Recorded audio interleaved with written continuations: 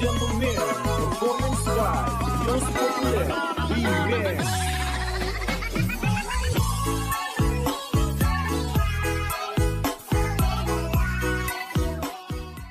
Assalamualaikum teman-teman, kembali lagi bersama channel YouTube saya Arul Army. Kali ini saya akan nge-review film Serigala Terakhir.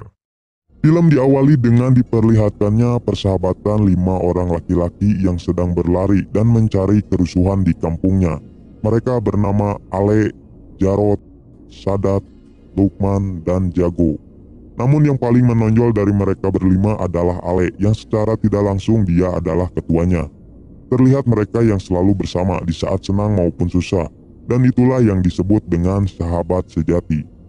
Bahkan mereka berlima sangat ditakuti oleh orang-orang di kampungnya itu. Meskipun banyak juga pemuda kampung lain yang selalu mencari masalah dengan mereka berlima. Tetapi pada akhirnya mereka yang selalu menang dalam hal baku hantam. Suatu hari kita diperlihatkan dengan Jarot yang sedang dikejar beberapa pemuda. Dengan lari santunya ternyata Jarot membawa mereka ke markas geng Ale. Dan terjadilah baku hantam di sana.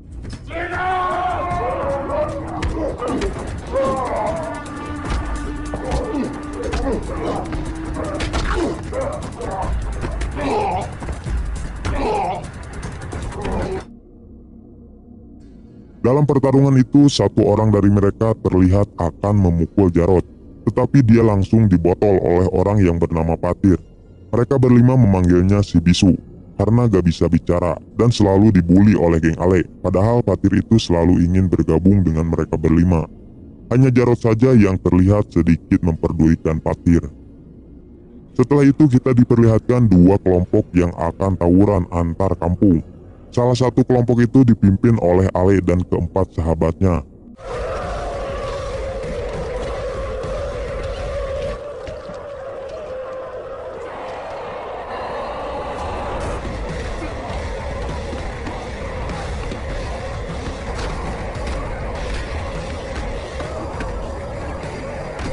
Saat pertarungan mulai memanas, tiba-tiba polisi datang untuk menghentikan aksi tawuran itu.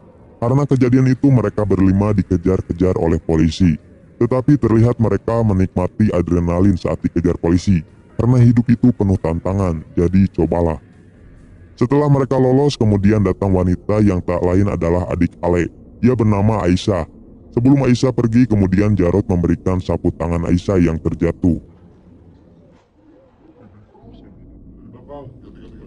Scene berganti ketika mereka berlima yang akan melakukan pemotretan di sebuah studio foto untuk mengabadikan momen mereka bersama untuk kenangan di masa yang akan datang, dan mereka berjanji akan selalu bersama sampai mati.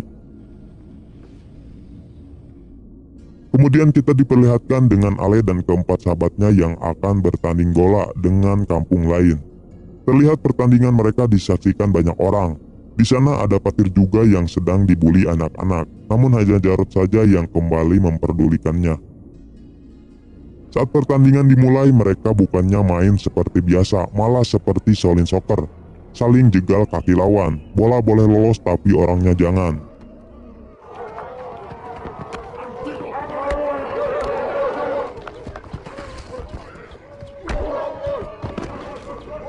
Namun ketika Ale memasukkan bola dan selebrasi, tiba-tiba tim lawan melemparkan bola kepada Ale, yang membuat mereka harus baku hantam di sana. Dalam pertarungan itu, salah satu dari mereka mengincar Ale dengan pisau, sedangkan keempat teman Ale yang melihatnya masih baku hantam. Tapi ketika Jarot lolos, dia dengan cepat langsung menghantamkan bata ke kepala orang itu hingga tewas seketika, yang membuat semua terdiam dan langsung kabur.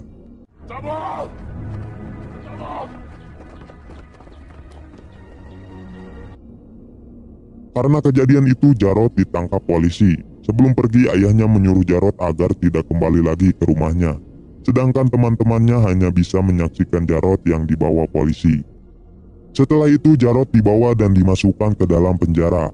Namun penderitaan Jarot belum berhenti. Di dalam penjara, Jarot dihajar habis-habisan oleh ketua tahanan di sana dan menyuruh Jarot untuk patuh kepadanya.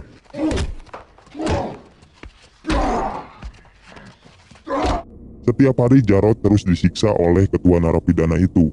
Kita sebut saja Rocky. bahkan sampai diom-bool-om oleh Rocky, yang membuat Jarod semakin menderita.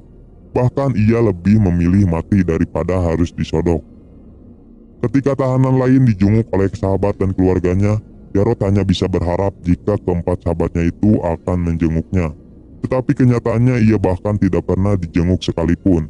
Ia juga berpikir tentang sahabat-sahabatnya yang dulu selalu ia banggakan kini menghilang dan melupakannya. Dan disinilah Jarod mulai bangkit. Ketika ia sedang push up dan diganggu oleh tahanan lain, ia mulai berani dan melawan senior-seniornya itu dan menjadi penguasa di dalam penjara. Anjing, harus hormat sama tuannya. Setelah itu Jarod mulai membalaskan dendam kepada Rocky yang selama ini selalu menyiksanya. Lalu ia membalikan keadaan apa yang selalu ia terima kini ia lakukan kepada Rocky. Lalu Jarod menghajarnya dan menusukkan besi ke bool Rocky. Itulah hari kebangkitan sang serigala. Kemudian scene berganti kepada Ale, Sadat, Lukman dan Jago yang sedang menarik iuran keamanan di pasar. Dan mereka berempat tidak segan-segan menghajar preman lain yang memalak di wilayah mereka. Lalu hasil uangnya itu Ale berikan kepada ibunya untuk memenuhi kebutuhan sehari-hari karena dia adalah tulang punggung keluarganya. Lalu di sini kita diperkenalkan dengan adik laki-laki Ale yang bernama Bara. Di malam harinya mereka berempat selalu bersenang-senang dan melakukan rutinitas seperti biasa yang kini mulai melupakan Jarod yang ada di penjara. Tetapi ketika mereka pulang, mereka berempat tidak sengaja melihat dua orang yang sedang bertransaksi narkoba di kampungnya. Yang ternyata orang itu dari anggota geng Naga Hitam, geng yang sangat dibenci oleh Ale. Karena kejadian itu Ale mulai memperketat wilayah kekuasaannya dengan menambah pasukan agar tidak terjadi transaksi narkoba lagi di kampungnya. Bersamaan dengan itu kita diperlihatkan dengan Patir yang datang menghampiri mereka. Bisa kita ketahui tujuan Patir datang ke sana sama seperti sebelumnya, yang ingin bergabung dengan geng Ale untuk menjaga kampungnya. Namun Ale dan teman-temannya malah membuli Patir yang terlihat noob dan hanya akan menjadi beban. Ketika Patir pulang, ia melihat rumahnya yang sudah banyak orang dan ternyata neneknya sudah meninggal, yang membuat dia kini hanya tinggal seorang diri dan memutuskan untuk merantau. Beberapa tahun kemudian kita diperlihatkan dengan Jarod yang sudah bebas dari penjara, yang ternyata ia dijemput oleh Patir si bisu, yang kini penampilannya cukup mantap berbeda dari sebelumnya. Namun tak disangka ternyata Patir sudah bergabung ke geng Naga Hitam, yang dimana kita tahu Naga Hitam adalah musuh besar geng Ale. Lalu Jarod dibawa Patir ke markas besar Naga Hitam. Ia disambut hangat oleh mereka, dan ternyata para bos besar Naga Hitam sudah memantau Jarod ketika dalam penjara, dan mereka membutuhkan kekuatan Jarod untuk masuk ke organisasinya. Setelah Jarod diberi motivasi oleh bos-bos di sana, akhirnya Jarod pun ikut bergabung ke Naga Hitam. Di sana Jarod langsung diberi jabatan dan memiliki tugas sebagai pengedar, sekaligus pembantai terhadap geng lain yang berani mengedarkan narkoba di wilayahnya. Mati.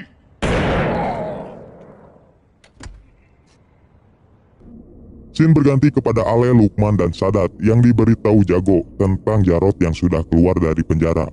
Mendengar hal itu, Ale terlihat bahagia karena skuad mereka akan kembali komplit.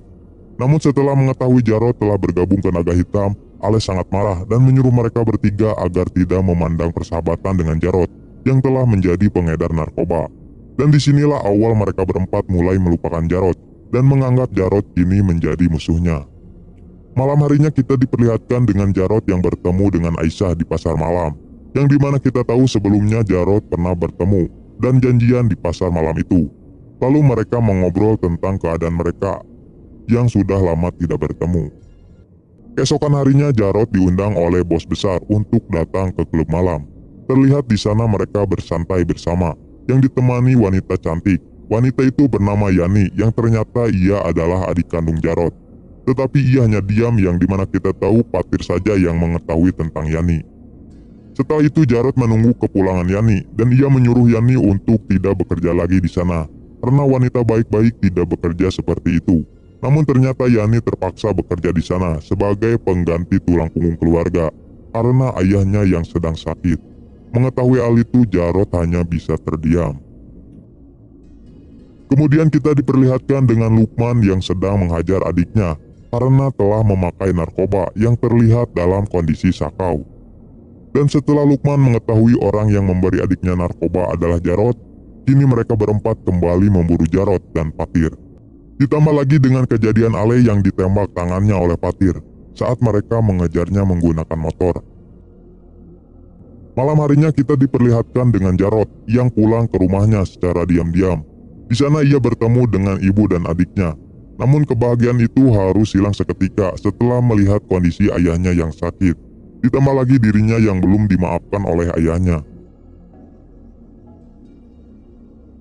Tidak lama kemudian Aisyah datang dan menyuruh Jarot untuk pergi dari sana karena Ale dan temannya menuju ke sini untuk menangkap Jarot. Kemudian Jarot keluar lewat pintu belakang. Meskipun ada sedikit adegan kejar-kejaran, hingga akhirnya Jarot pun lolos setelah dibantu oleh Patir. Yang dimana kita tahu dari awal Patir sudah mengikuti Jarot.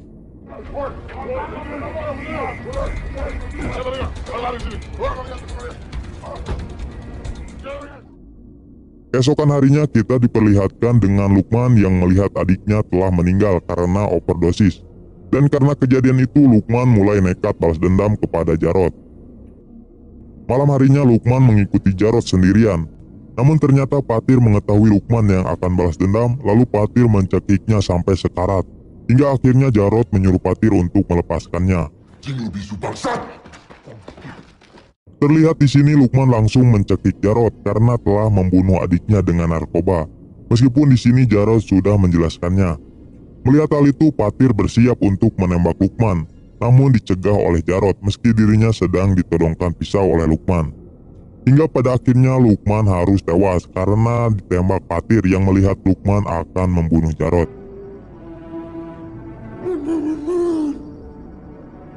Keesokan harinya, mayat Lukman ditemukan warga di dalam koper yang membuat Ale, Sadat, dan Jago sangat terpukul dan membuat mereka berniat akan balas dendam atas kematian Lukman.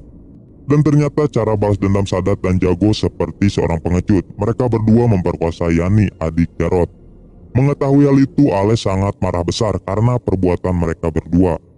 Karena mereka berlima mempunyai aturan untuk tidak melakukan kekerasan terhadap perempuan.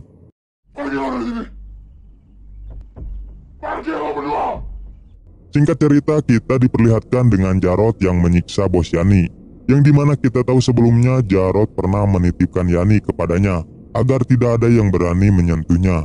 Setelah mengetahui Sadat dan Jago pelakunya, akhirnya ia membakar klub malam itu bersama bos Yani. Setelah itu ia menangkap Sadat dan Jago untuk mempertanggungjawabkan perbuatannya. Ya, sahabat yang datang untuk bunuh sahabatnya sendiri. Bisa kita ketahui keadaan Yani kini menjadi gila setelah Sadat dan Jago memperkosanya. Meskipun begitu, tapi Jarot tidak sanggup untuk langsung membunuh kedua sahabatnya itu. Dan ia menyuruh Patir untuk langsung mengeksekusi Sadat dan Jago.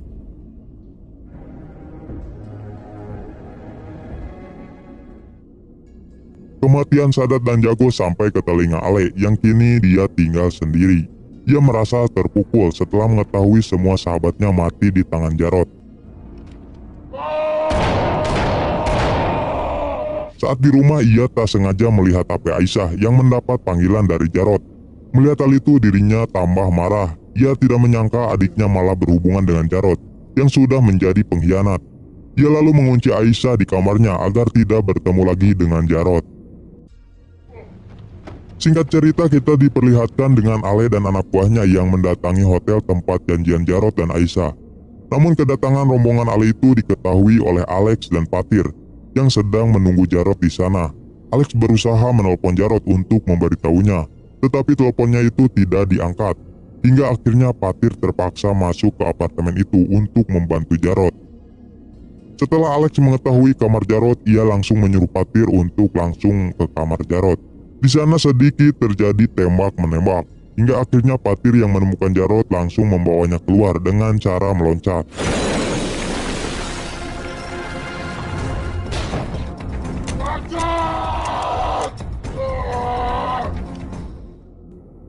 Karena kejadian itu, Alex dan Tito sangat marah kepada Jarot, karena jika tidak ada mereka bertiga, Jarot bisa mati. Mereka berdua menganggap hubungan Aisyah dan Jarod hanya akan membahayakan nyawanya. Malam harinya ketika Tito sedang berada di klub malam, tiba-tiba ia ditembak oleh anak buah Ale. Dia dari ketua Ale.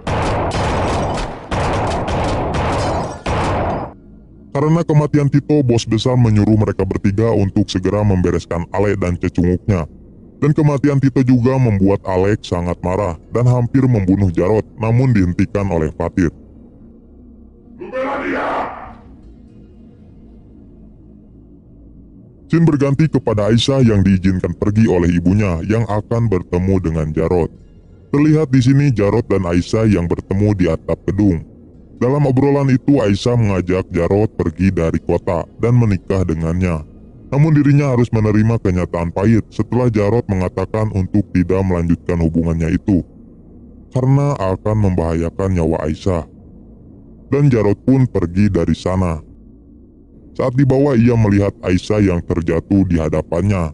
Jarod menyangka Aisyah mati karena bunuh diri. Padahal yang kita tahu Aisyah mati karena didorong oleh Fatir saat dirinya sudah pergi dari sana.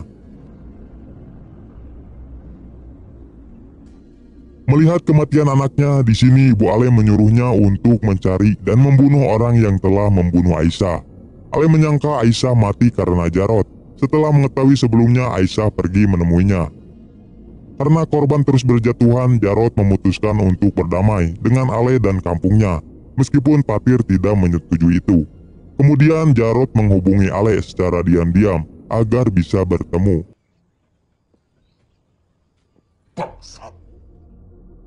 Dan mereka berdua bertemu di tempat yang dipenuhi mobil truk. Di sana terjadi perbincangan yang dimana Jarod meminta untuk berdamai dengan Ale. Mendengar hal itu, Ale tidak terima setelah sahabat dan adiknya mati oleh Jarod. Meski Jarod sudah menjelaskan kejadian sebenarnya, Ale masih nekat untuk membunuh Jarod dan terjadi baku hantam di sana.